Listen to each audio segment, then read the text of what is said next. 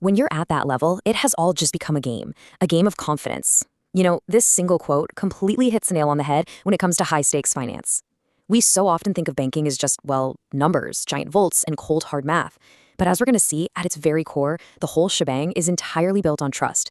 And the second that trust evaporates, empires crumble. All right, let's dive right into this explainer. Today, we are tracing the epic rise, the spectacular falls, and the continual, almost unbelievable rebirths of one of the world's most recognizable financial giants, Bank of America. This isn't just some dry corporate history, folks. It's a really profound lesson in how companies grow, how they completely lose their way, and how they fight to survive in a seriously ruthless market. Here's a quick look at our roadmap for today. We'll be covering their foundation built on trust, some intense Wall Street warfare, the boom times, corporate predators, barely surviving the 2008 crisis, and finally, what this modern behemoth looks like today. Okay, part 1, built on trust. Long before it was a global behemoth, this institution was just the vision of one guy, A.P. Giannini, the son of hardworking Italian immigrants. Tragically, his father was shot and killed in a labor dispute when Giannini was only 7, and that really forged this incredible discipline in him. Unlike the elite, stuffy bankers of his day, Giannini was actually outraged that traditional banks completely ignored working-class citizens and immigrants in San Francisco. He wanted to revolutionize the system by actually serving the people. So in 1904, he founded the Bank of Italy. But his real test? That came in 1906 with a devastating San Francisco earthquake and the massive fires that followed. Honestly, this could have been the end, but instead, Giannini and his stepfather loaded all the bank's cash, gold, and silver onto wagons, literally hiding a fortune under crates of fruits and vegetables to escape the flames. And while other banks locked their doors in a total panic, Giannini set up a makeshift desk right on the street. He started offering unsecured loans to devastated citizens based on nothing but a simple handshake. He took an absolute disaster and turned it into an opportunity, built 100% on personal trust. Moving right along to part 2, taking on Wall Street. To really build an empire, Giannini knew he had to expand way beyond California.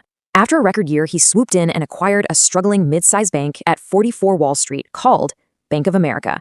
By merging it with his existing assets, he suddenly created the third largest bank in New York, and man, did that spark a legendary corporate feud. The contrast between these two titans was absolutely wild. On one side, you've got Giannini, the working-class, inclusive innovator from the West Coast, and stepping into the ring against him is J.P. Morgan Jr., known as Jack, the undisputed king of Wall Street who inherited a massive fortune from his famously ruthless father.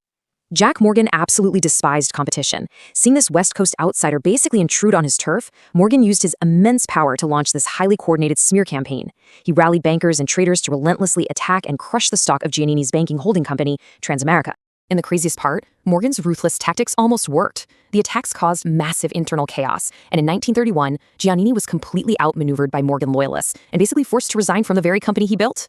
But Giannini was no Wall Street robber baron. He had an absolutely immaculate personal reputation, so he took his fight directly to the people. He formed a stockholders association, rallied everyday shareholders, and kicked off a massive proxy fight.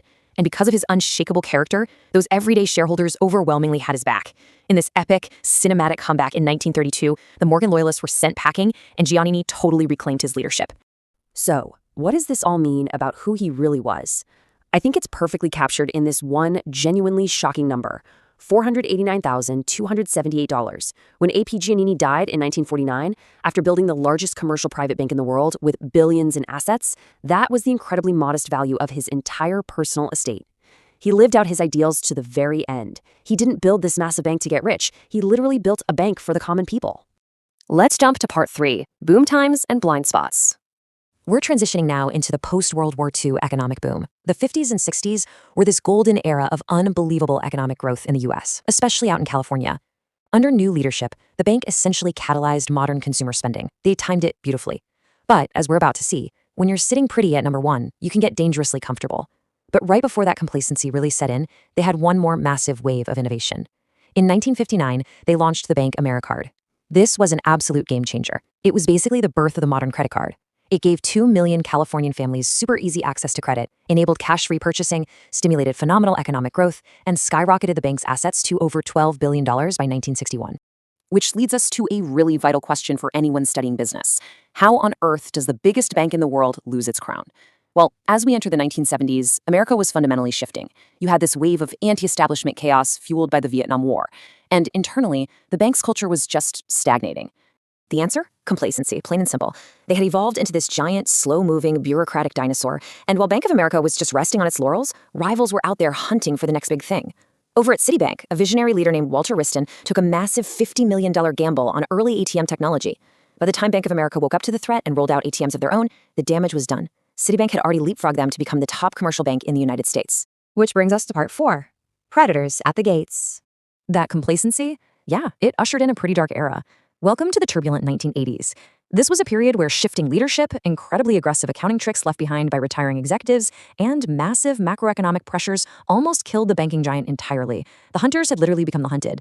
Under new CEO Sam Armacos, the bank faced just a barrage of disasters. The third world debt crisis, the Penn Square bank failure, completely sky-high interest rates, but the absolute worst blow was a $95 million loss in the MEC mortgage scandal.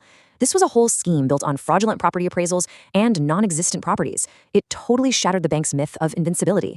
And honestly, it's an incredibly eerie foreshadowing of the toxic mortgage crash that would strike 2 decades later. Now, a dying giant is inevitably going to attract predators. Enter Sandy Whale. He was a ruthless corporate takeover artist who specialized in acquiring companies, aggressively slashing costs, and building highly profitable megabanks. Seeing Bank of America's completely plunging stock and desperate financial situation, Whale secured billions in backing and launched a hostile takeover attempt.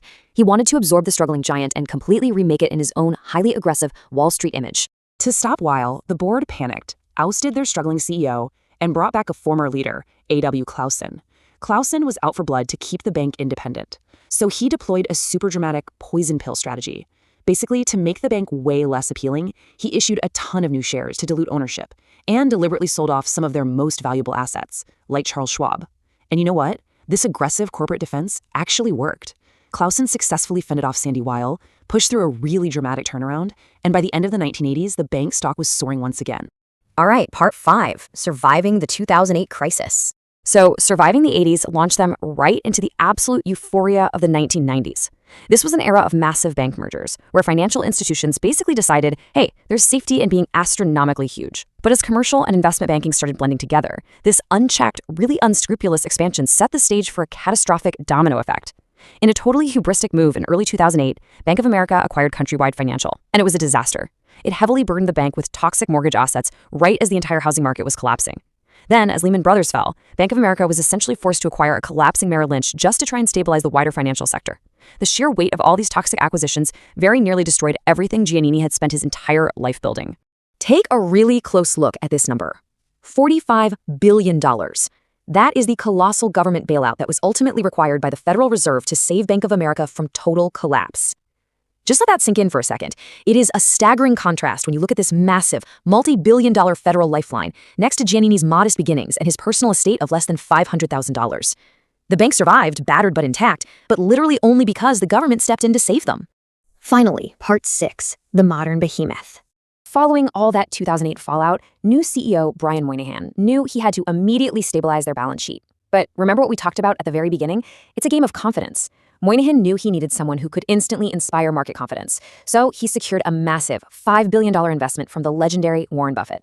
That single massive vote of confidence from Buffett was the absolute turning point. It allowed the bank to restructure, reduce its exposure to all those risky assets, and embark on a pretty remarkable journey of financial recovery.